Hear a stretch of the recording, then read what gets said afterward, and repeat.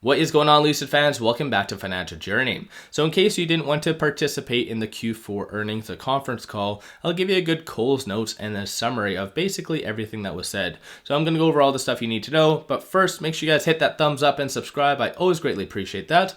And without further ado, let's get right to it. So when it comes down to the overall production and delivery numbers, we already do technically know that they came out with those numbers in January, but just in case you did miss that, 3,493 vehicles in Q4, up 53%. So of course, that's very positive. 7,180 vehicles produced in 2022, so above the actual guidance. So of course, very positive in that regard. Q4 revenue was $257 million, and that one was a little bit more of a miss because the estimates based on analysts were 303. So that in reality was a little bit lower than expected. And as far as the earnings per share, it did come in at negative 28 cents versus the actual forecast was right here, and that was negative 41 cents. So that one is in fact considered a beat. And typically though, when it does come down to earnings per share, Lucid always beats on their earnings per share versus the revenue. Historically, they always miss. So this one kind of was the norm. So they missed on their earnings, unfortunately. But moving on from that though, they did have $4.9 billion in liquidity. 4.4 of that is cash and cash equivalents. 500 billion is technically due to that bank of syndicates or whatever they're called, that 500 million line of credit that was developed in, I believe, Q1 of 2022. So of course, that's very, very positive for them if they ever do need it. And based on this liquidity, they do have up until the first quarter of 2024 before they'll need to dilute. And of course, on this channel, I like to give you the good, the bad, and the ugly. Ugly aspect of that, it basically means that they will be needing to dilute in either Q2 or Q3. So you just have to be aware of that. Obviously, don't be neglecting that they need money. Of course, by them saying the first quarter of 2024 doesn't mean that is when they're going to be doing it. They're going to be kind of diluting in advance. So once again, just be aware of that. And then right here, there is 28,000 in reservations. Of course, that is a little bit lower than what was previously stated. So last quarter was 34,000. And they did actually say during the earnings call that this was the last earnings they are ever going to disclose reservation numbers. And in similar nature, Apple did the exact same thing. They used to always announce their cell phone, their iPhone numbers. Whether it went up or down, people would dictate if there's demand or not. So sometimes it took away from the bigger picture of what was actually happening. So I do get Lucid's point why they are stopping that. But once again, that's just so you're aware of that. And when it comes down to, for instance, the actual production targets, this is what really spooked a lot of investors and what a lot of analysts were really focusing on. So the 2023 production guidance is between 10 to 14,000. And initially when I saw that, I said, well, maybe they're learning from their mistakes, because clearly in 2022, they started at 20,000, lowered it from that to 12 to 14, and then lowered it further to 6 to 7. So clearly maybe they're trying to learn from their mistakes and start low and really ramp up.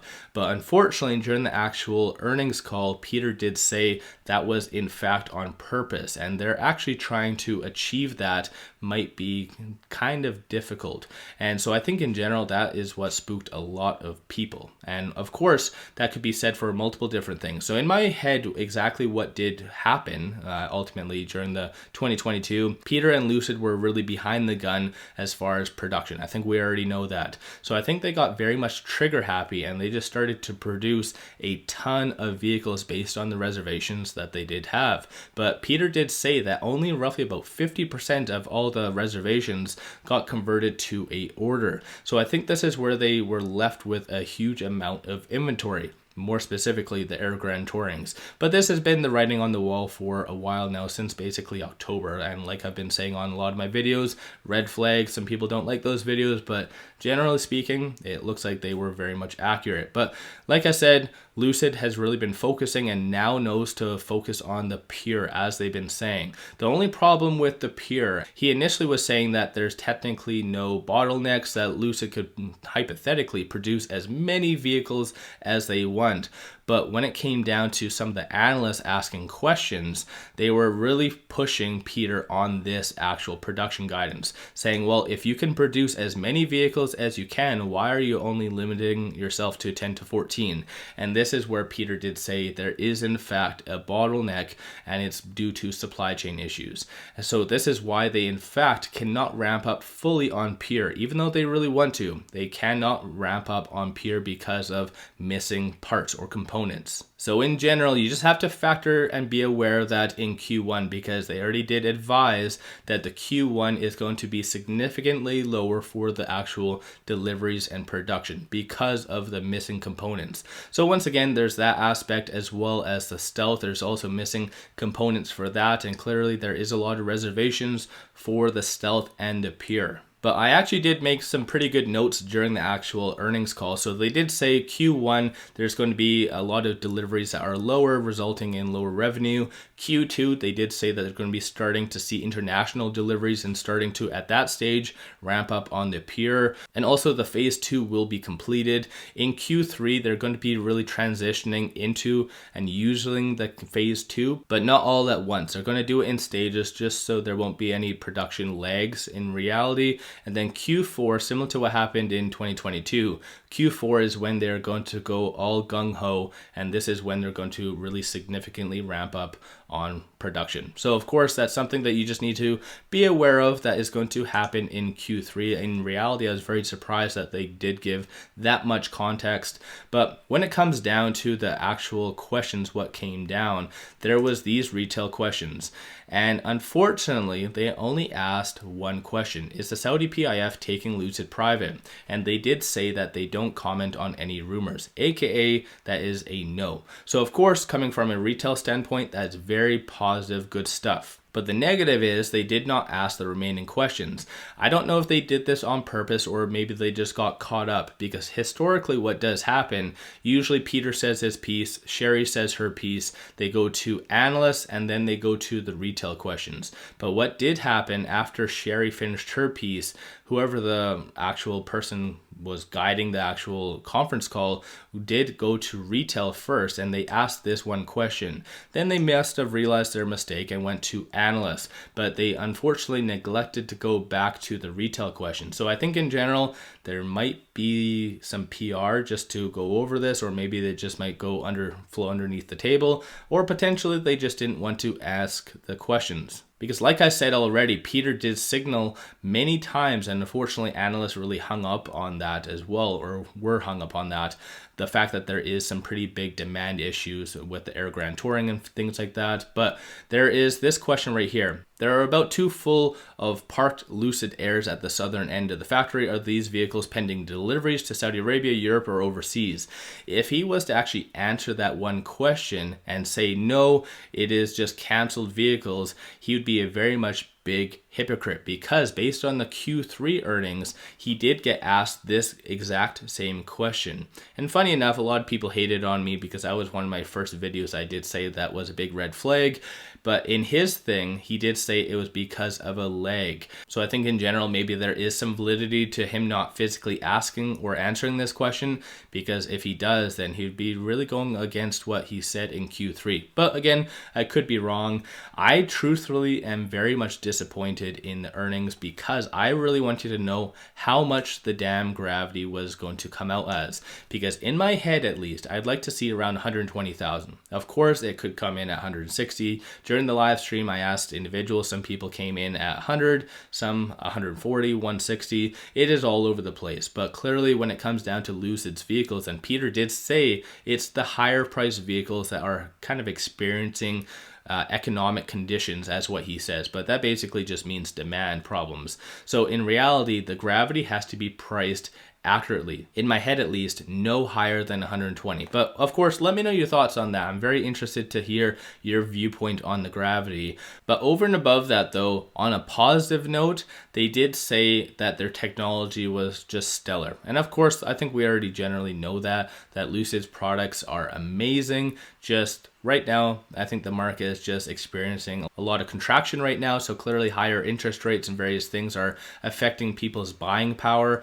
But The technology is on point. So they did actually talk on about this, about how Lucid Motors did win the contract to develop battery modules. They didn't actually specifically say for the Defense Department, but they did say that they won that contract. And so in general, I think that is a very, very good thing that their technology is getting noticed. And over and above that, though, there was a little bit more of a potential question that was asked by an analyst saying, based on your amazing technology, what do you see that coming to in the future? And surprisingly enough, I just held my hand during the live stream, and Peter did say that they're basically willing to give it and share it with other automakers. So this led me to believe the whole rumor about the potential strategic partnership with Aston Martin is very much true. And I've done a couple of videos on this already, so make sure you guys take a look at those because it is very much credible and basically how that whole strategic partnership would come into play. Of course, bigger picture on the PIF's 2030 vision, but I think generally speaking, this is a very positive thing to know